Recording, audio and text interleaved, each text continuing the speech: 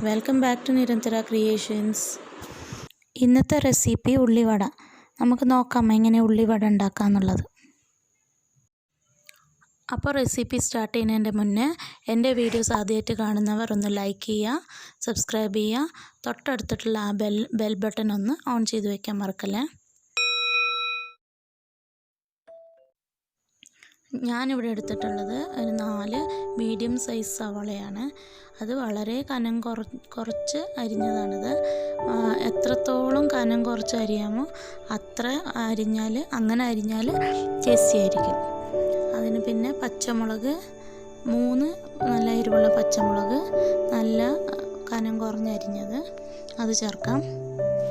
ഇനി അടുത്തത് ഒരു 1/2 ഇഞ്ച് നീളമുള്ള ഒരു ഇഞ്ചി വളരെ ചെറുതായിട്ട് അരിഞ്ഞത് ചേർത്ത് കൊടുക്കാം.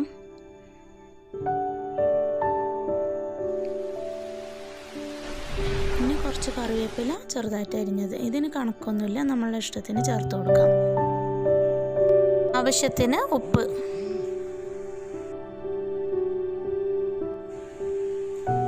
ഒരു ടീസ്പൂൺ മുളക് പൊടി,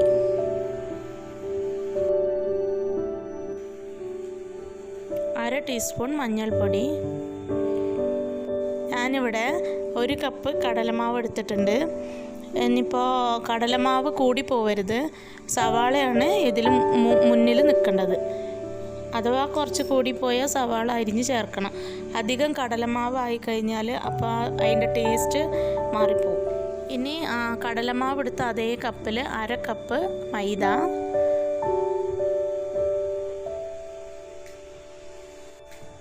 പിന്നെ കോൺഫ്ലോർ 2 ടീസ്പൂൺ. കോൺഫ്ലോർ വേണ്ടെന്നുള്ളവർ സ്കിപ്പ് ചെയ്യുക. കോൺഫ്ലോർ ചേർക്കണോണ്ട് അത് ക്രിസ്പി ആയിരിക്കും, അതുകൊണ്ടാണത് ചേർക്കുന്നത്. ഇതെല്ലാം കൂടി നമുക്ക് കൈകൊണ്ട് നന്നായിട്ടൊന്ന് മിക്സ് ചെയ്ത് കൊടുക്കാം. ഈ ഉള്ളിയൊക്കെ ഒന്ന് ഉടച്ച് കൂട്ടുമ്പോൾ ഈ ഉള്ളിയിൽ നിന്ന് കുറേ വെള്ളം ഇറങ്ങി വരും. അപ്പോൾ നമുക്ക് എക്സ്ട്രാ വെള്ളം ചേർക്കേണ്ട ആവശ്യം വരില്ല. ഈ മാവ് റെഡിയായ ശേഷം അധികം നേരം പുറത്ത് വെക്കരുത്. പെട്ടെന്ന് തന്നെ വട ഉണ്ടാക്കാൻ റെഡി ആവണം, അല്ലെങ്കിൽ ഇത് പിന്നെയും വെള്ളം ഇറങ്ങിയിട്ട് നല്ലോണം ഒട്ടൽ തുടങ്ങും. ഞാൻ ബേക്കിംഗ് സോഡ ചേർക്കാൻ മറന്നുപോയി. 1/4 ടീസ്പൂൺ ബേക്കിംഗ് സോഡ ചേർത്ത് കൊടുത്തിട്ട് ഒന്നും കൂടി മിക്സ് ചെയ്ത് കൊടുക്കാം. ഇപ്പോൾ കണ്ടില്ലേ, ഒട്ടും വെള്ളം ചേർത്തിട്ടില്ല, എന്നിട്ട് ഇത്ര വെള്ളം ഉടച്ചു കൂട്ടുമ്പോൾ കുറേ വെള്ളം ഇറങ്ങി വന്നതെന്ന്.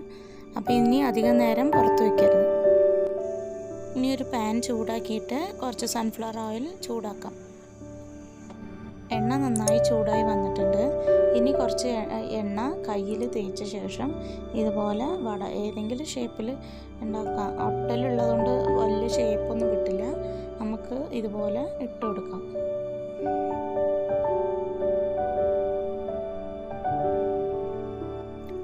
ലോ ഫ്ലെയിം അല്ലെങ്കിൽ മീഡിയം ഫ്ലെയിമിൽ വെക്കാൻ ശ്രദ്ധിക്കണം. ഹൈ ഫ്ലെയിമിൽ വെക്കുകയാണെങ്കിൽ പുറമേ പെട്ടെന്ന് കരിഞ്ഞു പോയിട്ട് പിന്നെ അതിൻ്റെ ഉള്ളിൽ പച്ച ഒരു കടലമാവിൻ്റെ ആ ഒരു ടേസ്റ്റ് ഉണ്ടാവും. അതുകൊണ്ട് കഴിവതും മീഡിയം ഫ്ലെയിമിൽ വെക്കാൻ ശ്രദ്ധിക്കണം.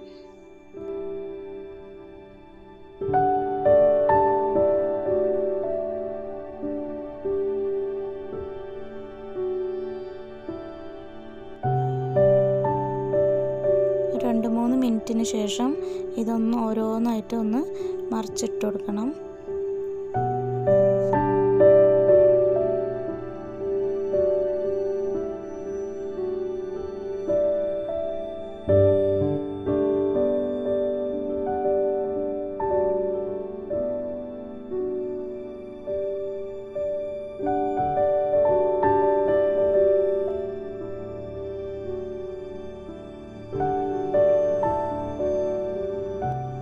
കളറ് നല്ല ബ്രൗൺ കളറായി വരുന്നുണ്ട്.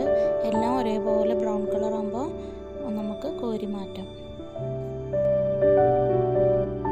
ഇതുപോലെ ബ്രൗൺ കളറാകുമ്പോൾ നമുക്കിതൊക്കെ ഇതൊന്ന് മാറ്റി വയ്ക്കാം.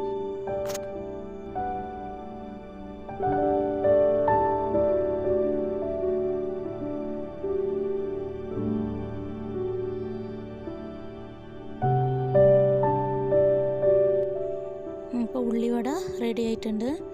ഈ വീഡിയോ എല്ലാവർക്കും ഇഷ്ടപ്പെട്ടെങ്കിൽ ഒന്ന് ലൈക്ക് ചെയ്യുക, കമൻറ്റ് ചെയ്യുക, ഷെയർ ചെയ്യുക, സബ്സ്ക്രൈബ് ചെയ്യാൻ മറക്കരുത്.